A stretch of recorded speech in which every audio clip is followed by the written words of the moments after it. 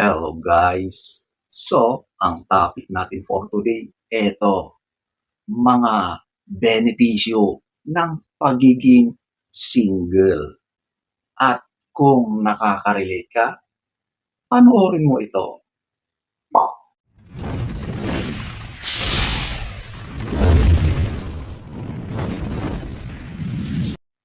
So, eto ating aalamin.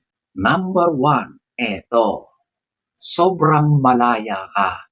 Yes, yan ang isa sa pinaka-benefit ng walang karelasyon kapag ikaw ay single.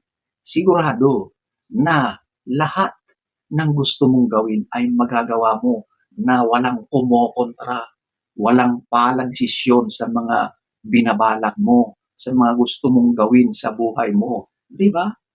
Literal na go.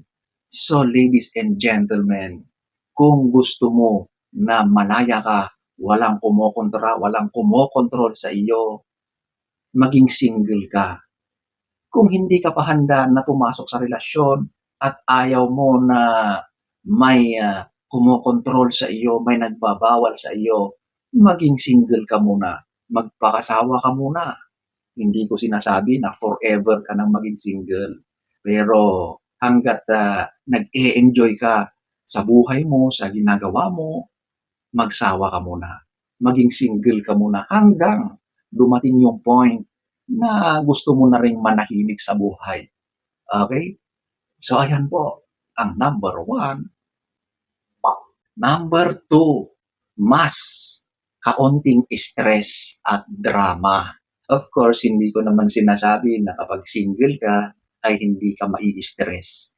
Pero yung drama na yan, sigurado na sobrang bawas na bawas or walang drama na mangyayari sa buhay mo. Kasi alam natin, kapag nasa relasyon, madalas ay merong mga ganyang drama sa relasyon.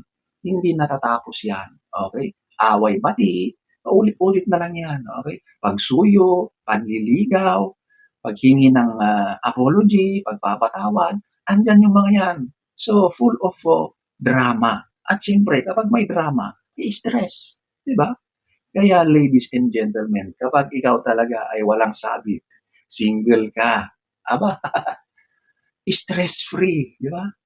Ang sarap gumising, matulog, na wala kang iniisip, kundi sarili mo lang, kundi kung ano ulit yung gagawin mo. O, di ba? Pero kapag ikaw ay may karelasyon, kontrolado ka na.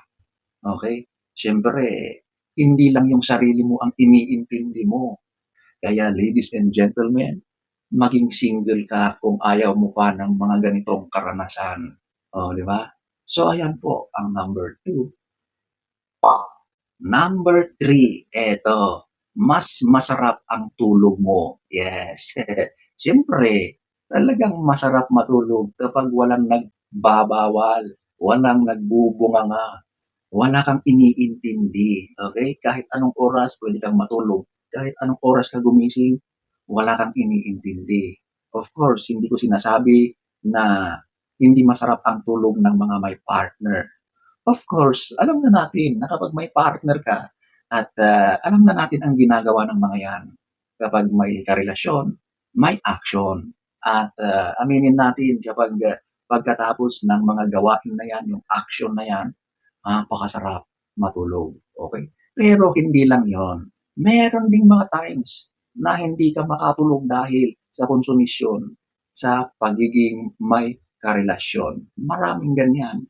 Maraming problema. Maraming dumarating na challenges kapag may karelasyon ka.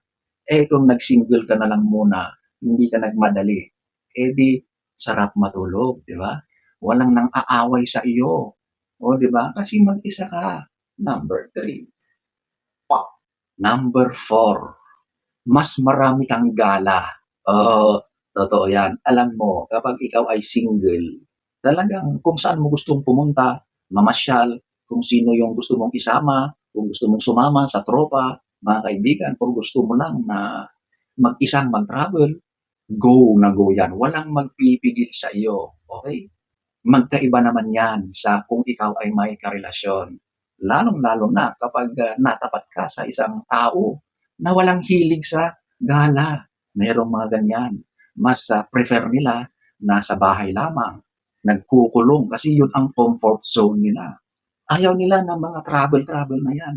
Naku, kawawa ka kasi buong buhay mo yun talaga ang gusto mo, lumayo, mamasyal, mag-experience ng mga bagong karanasan, mag-explore ng bagong mga lugar. Pero nagagawa mo lahat yan kapag ikaw ay single kasi walang pumipigil sa iyo. So talagang literal na unlimited gala basta may kwarta, 'di ba? Number 4. Number 5, hindi mo kailangang magpaliwanag, hindi mo kailangang mag-explain. Alam niyo kasi kapag, may karelasyon na kayo, hindi na puwedeng astang dalaga at binata. Kapag gano'n pa rin yung mga ginagawa mo, sigurado nasisitahin ka ng karelasyon mo. So, ano ang gagawin mo? Eh di mag-e-explain ka. Kailangan mong sabihin, magpaliwanag kung ano ang nangyari, bakit gano'n, 'di ba? So, 'yan ang downside kapag ikaw ay may karelasyon, 'di ba? Eh, kung single ka kaya, 'di ba, wala, hindi mo kailangan ang mga 'yan kasi mag-isa ka lang. Unless na kinakausap mo yung sarili mo. Talagang hindi na kailangan ang mga paliwanag at explanation sa mga pinaggagawa mo. Kasi wala namang magtatanong eh. 'Di ba? Mag-isa ka lang. Tandaan mo, single ka. Okay? So, ayan po ang number 5. Number 6, mapayapa ang buhay mo. Oh, mas mapayapa talaga. Okay?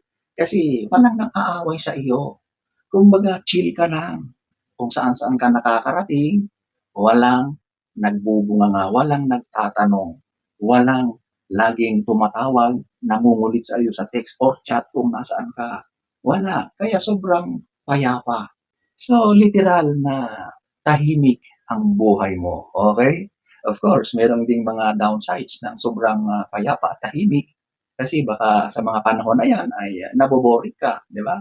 Kasi mag-isa ka. Pero kapag nasanay ka sa ganyan na mag-isa sa buhay, okay lang yan, okay? Eh di pumunta ka sa mga kaibigan mo, pumunta ka sa mga tropa mo, di ba?